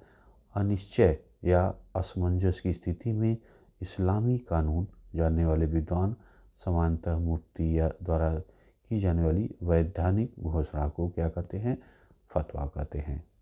ठीक, हिंदुओं के बीच छपाई से खास तौर पर स्थानीय भाषाओं में धार्मिक पढ़ाई को काफ़ी बल मिला। ध्यान दीजिए, हिंदुओं के बीच भी छपाई से छपाई से खास तौर पर स्थानीय भाषाओं में धार्मिक पढ़ाई की काफ़ी बल मिला। तुलसीदास की 16वीं सदी की किताब रामचरितमानस का पहला मुद्रित संस्करण 1810 में कलकत्ता में से प्रकाशित हुआ। 19वीं सदी के मध्य तक सस्ते लिथोग्राफी संस्करण से उत्तर भारत का बाजार पड़ गया। लखनऊ की नवल किशोर प्रेस और बम्बई की के श्री वेंकटेश्वर प्रेस आदि अनेक भारतीय भाषाओं से में अनगिनत धार्मिक किताबें छपी। मुद्रित और लाने ले जाने में आसान होने के कारण आस्थावान इन्हें कहीं भी जो है किसी समय पढ़ सकते थे। अनपढ़ लोगों को बड़ी किसी भी समय पढ़ सकते थे। इन्हें अनपढ़ लोगों की बड़ी भीड़ में बोल बोल कर भी पढ़ा जा सकता था। मतलब यह था कि धार्मिक पुस्तकें बड़ी तादाद में व्यापक जन समुदाय तक पहुंच रही थी, जिसके चलते विभिन्न धर्मों के बीच उनके अंदर बहस मुबाहिसे और वाद विवाद समाज की नई स्थिति बन गई थी। लेकिन प्रिंटिंग प्रेस ने समुदाय के बीच मत मंतांतर पैदा नहीं किए, बल्कि समुदाय को अंतर और विभिन्न हिस्सों को पूरे भारत जोड़ने का काम किया। स्रोत आप यहाँ पे देखिए, क्या लिखा, अखबार क्यों। पूना के कृष्णा जी त्रिम्बक राणाडे मराठी का एक अखबार निकालना चाहते थे जिसमें स्थानीय दिलचस्पी के तमाम उपयोगी खबरों की जगह मिल सके। इसमें सार्वजनिक उपयोगिता, वैज्ञानिक अंतरिक्षण और प्राग विद्या, सांख्यिकी जिज्ञासाओं, देश के विभिन्न हिस्सों में बारे में आमतौर पर दक्कन पर खास तौर से जानकारियाँ होगी। इस तमाम लोगों के मदद और संरक्षण निवेदन है कि ज्ञान और प्रसार जन कल्याण के इच्छुक हैं। बॉम्बे टेलीग्राफ कुरियर 6 जनवरी 1849। देसी अखबारों और राजनीतिक सभाओं की वही भूमिका होती है जो इंग्लैंड हाउस ऑफ कॉमन्स के विपक्ष में होती है, यानी वह सरकारी नीतियों की आलोचनात्मक समीक्षा कर लोग के सामने सुधार करें, उनके तेज़ी से लागू काम करें। ठीक है, इन सभाओं चाहिए कि देश के खास मुद्दों की नाना तरह की सूचनाएं जमा करें। क्या संभव वांछित सुधार है बताएं, कार्यों का काफ़ी असर होगा। चलिए अब आ जाइए प्रकाशन के नए रूप। इसे आप देखिए, छापेखाने की तरह लेखन के लिए भूख जागी। जैसे नए लोग पढ़ने लगे, छपे हुए पन्नों की ज़िंदगी, तजुर्बे, अपने भोगे हुए रिश्तों को देखने की चाहत बलुती हुई। यूरोप में विकसित उपन्यास नामक एक साहित्यिक विद्या इन जरूरत पूरा करने में सक्षम थी। जल्द ही इसने अपने एक खास भारतीय शक्ल शैली इख्तियार कर ली। अपने पाठकों को इसमें अनुभव का नया संसार और मानव जीवन की विविधता का बोध प्रदान किया। ठीक है, इस तरह साहित्यिक विद्याएं जैसे गीत, कहानियाँ, सामाजिक राजनीतिक मसलों पर लेख, ये सब पाठकों की दुनिया का हिस्सा बन गए। अपने अलग अलग त्योहारों में इन्होंने इंसानी जिंदगी, अंतरंग भावनाओं और उन सामाजिक राजनीतिक नियमों पर बल दिया जिससे उनका स्वरूप तय होता था। 19वीं सदी के अंत तक नई तरह की दृश्य संस्कृति की आकार ले रही थी। छापेखाने की बढ़ती तादाद के साथ छवियों की कई नकलें प्रतियां अब बड़ी आसानी से बनाई जा रही थी। राजा रवि मनोरंजन जैसे चित्रकारों ने आम खपत के लिए तस्वीरें बनाई। काठ की तख्ती पर चित्र उकेरने वाली गरीब दस्तकारों ने लेटर ब्रेश छापेखाने के करीब अपनी दुकानें लगाई और मुद्रकों से काम पाने लगे। बाजार में सुलभ सस्ती तस्वीरें, कैलेंडर खरीदकर गरीब भी अपने घरों और दफ्तरों में सजाया करते थे। इन छपी तस्वीरों में आस्था, आधुनिकता और परंपरा, धर्म और राजनीति, समाज और संस्कृति के लोकप्रिय विचार लोग को गढ़ना शुरू किया। 1870 के दशक तक पत्र पत्रिकाओं में सामाजिक राजनीतिक विषयों पर टिप्पणी करते हुए कैरिकेचर और कार्टून छपने लगे। कुछ में शिक्षित भारतीयों के पश्चिमी पोशाक और पश्चिमी अभिरुचियों का मजाक उड़ाया गया, जबकि कुछ अन्य सामाजिक परिवर्तनों को लेकर एक डर देखा गया। साम्राज्यवादी व्यंग्य चित्रों में राष्ट्रवादियों का मजाक उड़ाया जाता था। राष्ट्रवादी भी साम्राज्यवादी सत्ता निशाना साधने से पीछे नहीं रहे। चित्र नंबर 17, राजा ऋतुध्वज द्वारा असुरों के चंगुल से राजकुमारी मदलसा को बचाया जाना। राजा रवि वर्मा का चित्र, ये देखिए आप यहाँ पे देख रहे हैं।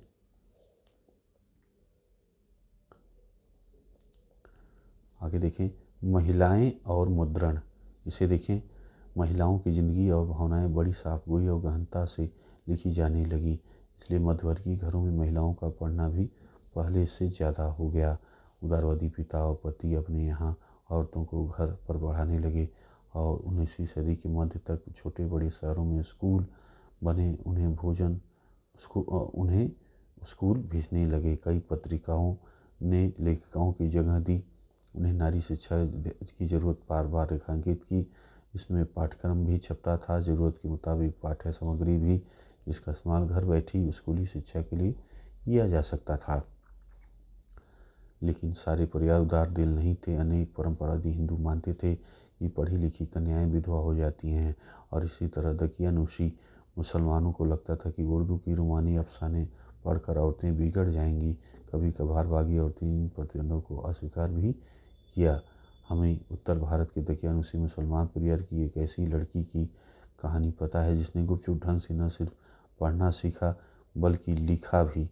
ख़ानदान वाले चाहते थे कि वह सिर्फ अरबी कुरान पढ़े, जो कि उसके पल्ले नहीं पड़ता था। लिहाजा उसे ज़बान पढ़ने की जिद की जो उसकी अपनी थी। पूर्वी बंगाल में 19वीं सदी के प्रारंभ में कट्टर रूढ़िवादी परिवार में ब्याही कन्या रस सुंदरी देवी ने रसोई में छिप कर पढ़ना सीखा। ठीक है, बाद में चलकर उसने अमार जीवन नामक आत्मकथा लिखी, जो 1876 में प्रकाशित हुई। बंगाली भाषा में प्रकाशित पहली आत्मकहानी थी।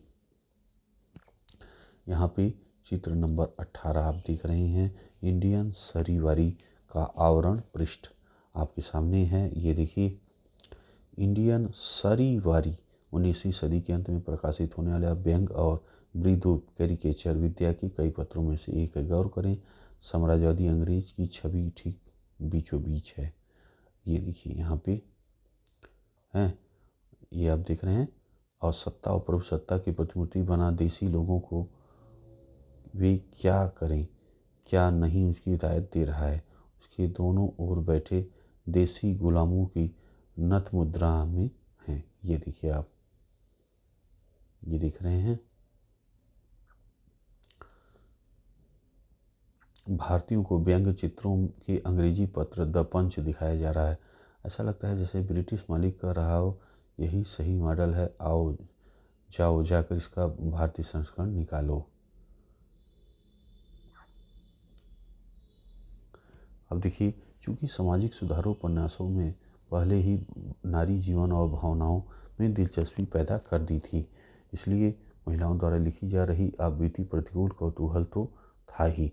कैलाश वासिनी देवी जैसी महिलाओं ने 1860 ईस्वी के दशक में महिलाओं के अनुभवों को लिखना शुरू किया।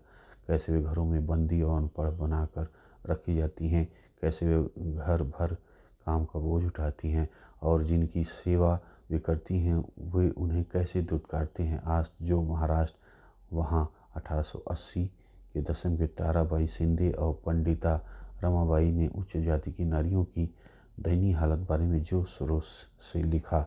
सामाजिक बंधनों में बंधी औरत के लिए पढ़ने का क्या मायने है, इस पर एक तमिल उपन्यास एक और लिखा।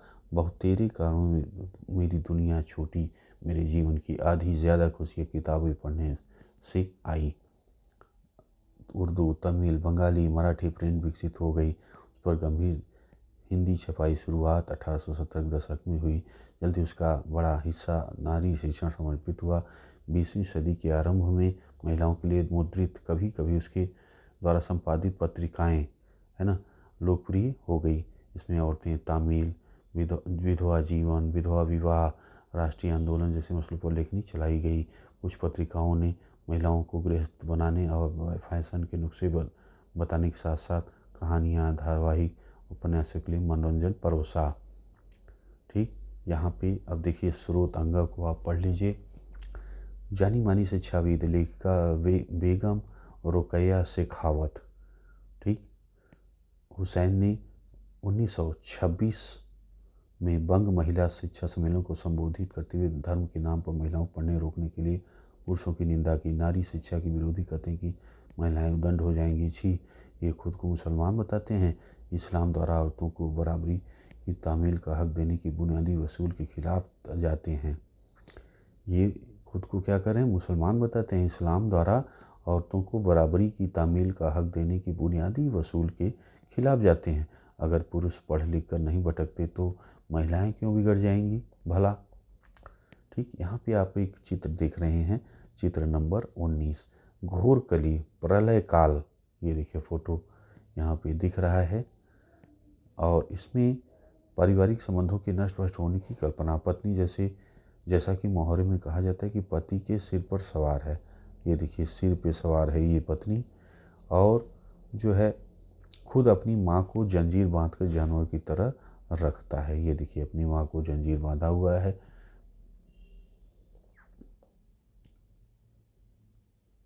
आगे देखें, बंगाल में केंद्रीय कलकत्ता पूरा इलाका बाटाला लोकप्रिय किताबों की प्रकाशन को समर्पित हो गया। यहाँ आप धार्मिक गुटकों और ग्रंथों की सस्ते संस्करण तो खरीद ही सकते हैं और आमतौर पर अश्लील और सनसनीखेज समझा जाता था। यह भी उपलब्ध था। 19वीं सदी के अंत तक ऐसी बहुत सारी किताबों पर काठ की तख्ती, लिथोग्राफी, रंगों की मदद से प्रचुर मात्रा में तस्वीर उकेरी जा रही थी। फेरी वाले बटाला के प्रकाशन में घर घर घूमते थे। महिलाओं को फुर्सत के वक्त मनपसंद किताबें पढ़ने की सहूलियत हो गई। ठीक, अब देखिए प्रिंट और गरीब जनता। 19वीं सदी की मद्रासी शहरों में काफ़ी सस्ती किताबें चौक चौराहों पर बेची जा रही थी, जिनके चलते गरीब लोग भी बाजार में उन्हें खरीदने की स्थिति में आ गए थे। 20वीं सदी के आरंभ में सार्वजनिक पुस्तकालय खुलने लगे, जिसमें किताबों को पहुंच निसंदेह बढ़ी। ये पुस्तकालय अक्सर शहरों और कस्बों में होते थे। यदा कदा संपन्न गाँवों में भी स्थानीय अमीरों के लिए पुस्तकालय खोलना प्रतिष्ठा की बात थी। अब देखिए यहाँ पे चित्र नंबर 20 आप देख रहे हैं। एक भारतीय दंपति सफ़ेद स्याह काष्ठचित्र। इसमें कलाकार का यह डर उजागर होता है कि पश्चिमी हमले से पारिवारिक व्यवस्था उलट पुलट गई है। मर्द बीड़ा बजा रहा है। ये देखिए मर्द बीड़ा बजा रहा है और औरत हुक्का खींच रही है। ये देखिए औरत को हुक्का खींचते दिखाया गया है। 19वीं सदी में महिलाओं की शिक्षा की पहल के बाद पारंपरिक पारिवारिक भूमिकाओं के छिन्न भिन्न हो जाने की आशंका तेज हो गई। ये देखिए, अब देखिए चित्र नंबर 21 आप देख रहे हैं।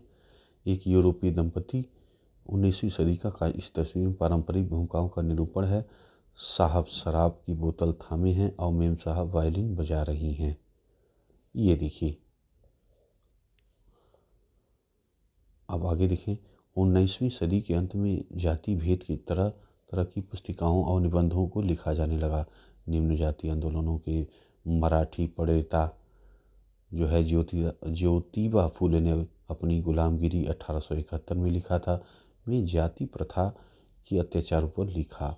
20वीं सदी के महाराष्ट्र में भीमराव अंबेडकर और मद्रास में ईवी रामास्वामी नायकर ने पेरियार के नाम से बेहतर जाने जाते थे। जाति में जो जोरदार कलम चलाई, उनके लेखन पूरे भारत में पढ़े गए। स्थानीय विरोध आंदोलनों और संप्रदायों ने भी प्राचीन धर्म ग्रंथों की आलोचना करते हुए नए न्यायपूर्ण समाज सपना बुनने मुहिम लोकप्रिय और पत्र-पत्रिकाएं गुटके छापे। ठीक, कारखानों में मजदूर बहुत ज़्यादा काम किया कर कारखानों में मजदूरों से बहुत ज़्यादा काम दिया जा रहा था और उन्हें अपने तजुर्बों के बारे में ढंग से लिखने की शिक्षा तक नहीं मिली थी। लेकिन कानपुर के मिल मजदूर काशी बाबा ने 1938 में छोटे और बड़े सवाल लिख और छाप कर जाति और वर्गीय शोषण के बीच का रिश्ता समझाने की कोशिश की। 1935 से 1955 के बीच सुदर्शन चक्र के नाम से लिखे जाने वाले एक और मिल मजदूर के लेखन सच्ची कविताएं नामक एक संग्रह में छापा गया। बंगलौर में सूती मिल मजदूरों ने खुद को शिक्षित करने के ख्याल से पुस्तकालय बनाए, जिसकी प्रेरणा बम्बई मिल मजदूरों से मिली थी। समाज सुधारकों ने प्रयासों से संरक्षण दिया। उनकी मूल कोशिश यह थी कि मजदूरों के बीच नशाखोरी कम हो, साक्षरता आए और उन तक राष्ट्रवाद का संदेश यथासंभव पहुँचे। चित्र नंबर 22 आप देख रहे हैं यहाँ पे। ये है लक्ष्मीनाथ बेज बरुआ 1868 से 1938 तक इनका समय काल है। वे आधुनिक असमिया साहित्य के वरिष्ठ रचनाकार थे। ठीक है, आधुनिक असमिया साहित्य के वरिष्ठ रचनाकार हैं। बूढ़ी आयर साधु दादी की कहानी उनकी लेखनी किताबों में से एक है। उन्होंने असम का लोकप्रिय गीत ओ मोर जो है, और क्या है, एक मिनट,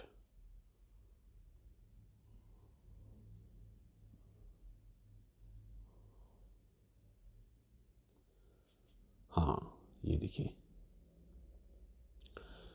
ओ मोर अपुनर देश, ओ मेरी प्यारी भूमि भी लिखा। ठीक, अब आ जाइए अगला, प्रिंट और प्रतिबंध। इसे देखिए, ईस्ट इंडिया कंपनी की तरह 1798 से पहले का औपनिवेशिक शासन सेंसरशिप या पाबंदी लगाने के बारे में परेशान नहीं था। मज़ेदार बात यह थी कि मुद्रित सामग्री नियंत्रित करने के शुरुआती कदम कंपनी के कुप्रशासन आलोचना करने वाली कंपनी के हुक्मरानों के काम को कोसने वाली अंग्रेजों के खिलाफ था। कंपनी इस बात की चिंता थी कि आलोचनाओं का लाभ उठाकर इंग्लैंड में बैठे उनके निंदक कहीं भारत के व्यापारी के एकाधिकार पर हमला न बोल दें। बॉक्स नंबर 4 यहाँ देखिए, कभी कभी वफादार अखबारों में संपादक खोजना सरकार के लिए मुश्किल हो जाता था। जब 1877 में स्थापित अखबार स्टेटमेंट के सह संपादक के लिए सैंडर्स को बुलवाया गया तो उसने पूछा कि आज़ादी खोने के बदले उसे कितने पैसे मिलेंगे।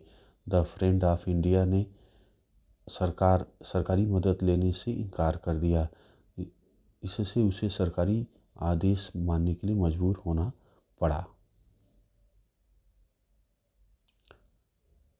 अब देखिए यहाँ पर, द फ्रेंड ऑफ इंडिया ने सरकारी मदद लेने से इसलिए इनकार कर दिया कि इससे उसके सरकारी आदेश मानने के लिए मजबूर होना पड़ेगा। देखिए, कलकत्ता सर्वोच्च न्यायालय 1820 के दशक तक प्रेस की आज़ादी को नियंत्रित करने वाले कानून पास किए और कंपनी ने ब्रितानी शासन का उत्सव मनाने वाले अखबार के प्रकाशन प्रोत्साहन देना चालू कर दिया। अंग्रेजी और देसी भाषाओं के अखबार संपादकों द्वारा गुहार और अर्जी लगाने के बाद 1835 में गवर्नर जनरल बेंटिक प्रेस कानून पुनर्समीक्षा करने के लिए राजी हो गया। फिर उदारवादी औपनिवेशिक अफसर टॉमस मैकाले ने भी आज़ादी को बहाल रखते हुए नए कानून बनाए। 1857 विद्रोह के बाद प्रेस की स्वतंत्रता प्रति रवैया बदल गया। क्रुद्ध अंग्रेज ने देसी प्रेस का मुंह बंद करने की मांग की। ज्यों ज्यों भाषाई समाचार पत्र राष्ट्रवाद के समर्थन मुखपत्र होते त्यों त्यों औपनिवेशिक सरकार में कड़े नियंत्रण प्रस्ताव पर बहस तेज होने लगी। आयरिश प्रेस कानून तर्ज पर 1878 में वार्नाक्यूलर प्रेस एक्ट लागू किया गया। इससे सरकार ने भाषाई प्रेस में छपी रपट और संपादकीय सेंसर करने का व्यापक हल मिल गया। अब से सरकार ने विभिन्न प्रदेशों में छापने वाले भाषाई अखबारों का नियमित नियंत्रण जो है नज़र रखनी शुरू कर दी। अब अगर किसी रपट को बागी करार दिया जाता तो अखबार को पहले चेतावनी दी जाती और अगर चेतावनी अनसुनी हुई तो अखबार को जब्त किया जा सकता था, छपाई की मशीनें छीन ली जा सकती थी। ठीक, अब आइए बॉक्स नंबर 5 में पहले जानकारी को आप देख लीजिए। देखिए जो है, मुद्रित शब्द की ताकत अंदाजा अक्सर सरकार द्वारा उसको नियंत्रित करने की कोशिशों से मिलता है। औपनिवेशिक प्रशासन हमेशा तमाम किताबों और पत्रिकाओं पर नज़र रखता था। पहले विश्व युद्ध के दौरान भारतीय रक्षा नियम के तहत 22 अखबारों को जमानत देनी पड़ी थी। इनमें से 18 ने सरकारी आदेश मानने की जगह खुद को बंद कर देना उचित समझा। रॉलेट के अधीन कार्यरत षड्यंत्र समिति ने 1919 में विभिन्न अखबारों के खिलाफ जुर्माना आदि कार्रवाई को सख्त बना दिया। द्वितीय विश्व युद्ध की शुरुआत पर भारतीय रक्षा अधिनियम पारित किया गया ताकि युद्धबंदी विषयों को सेंसर किया जा सके। भारत छोड़ो आंदोलन से जुड़ी तमाम रपटें इसी तरह सेंसर होती थी। अगस्त 1942 के तकरीबन 90 अखबारों का दमन किया गया। ठीक, आ जाइए आगे। अब देखिए, यहाँ तक आपने कंप्लीट किया था, छपाई मशीनें छीन ली जा सकती थी, लेकिन दमन की नीति के बावजूद राष्ट्रवादी अखबार देश के हर कोने में बढ़ते फैलते गए। ठीक है, उन्होंने औपनिवेशिक कुशासन की रिपोर्टिंग और राष्ट्रवादी ताकतों की हौसला अफजाई जारी रखी। राष्ट्रवादी आलोचना को खामोश करने की तमाम कोशिशों का उग्र विरोध हुआ। जब पंजाब के क्रांतिकारियों को 1907 में काला पानी भेजा गया तो बाल गंगाधर तिलक ने अपने केसरी में उनके प्रति गहरी हमदर्दी जताई। नतीजों के तौर पर 1908 में कैद कर लिया गया। उसके परिणाम स्वरूप भारत भर में व्यापक विरोध हुए। ठीक, और देखिए यहाँ पे गांधी ने 1922 में कहा, स्रोत को आप देखिए, वाणी की स्वतंत्रता, प्रेस की आज़ादी, सामूहिकता की आज़ादी।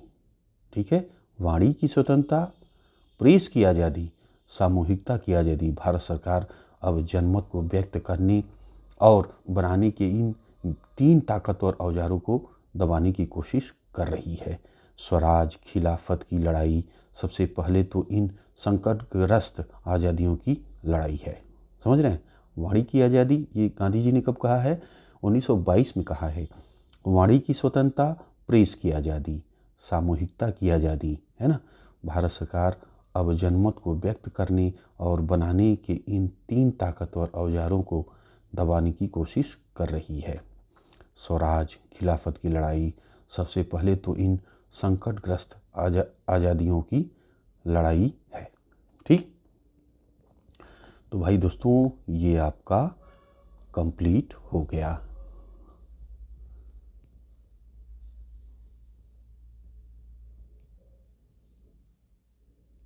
तो आज आपने पढ़ा अध्याय 5 क्लास 10 का एनसीईआरटी हिस्ट्री, जो अध्याय का नाम था मुद्रण संस्कृति और आधुनिक दुनिया।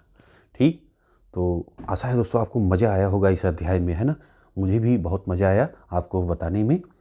तो कैसा लगा आपको कमेंट ज़रूर करिएगा। नया है तो सब्सक्राइब कर लीजिए, लाइक आप कर लीजिए। तो आपने यहाँ तक देखा है तो भाई अच्छा लगा ही होगा, तो लाइक करते हुए जाइएगा। मिलते हैं आपसे अगली वीडियो में। वीडियो आपने देखा इसके लिए आपका बहुत बहुत धन्यवाद।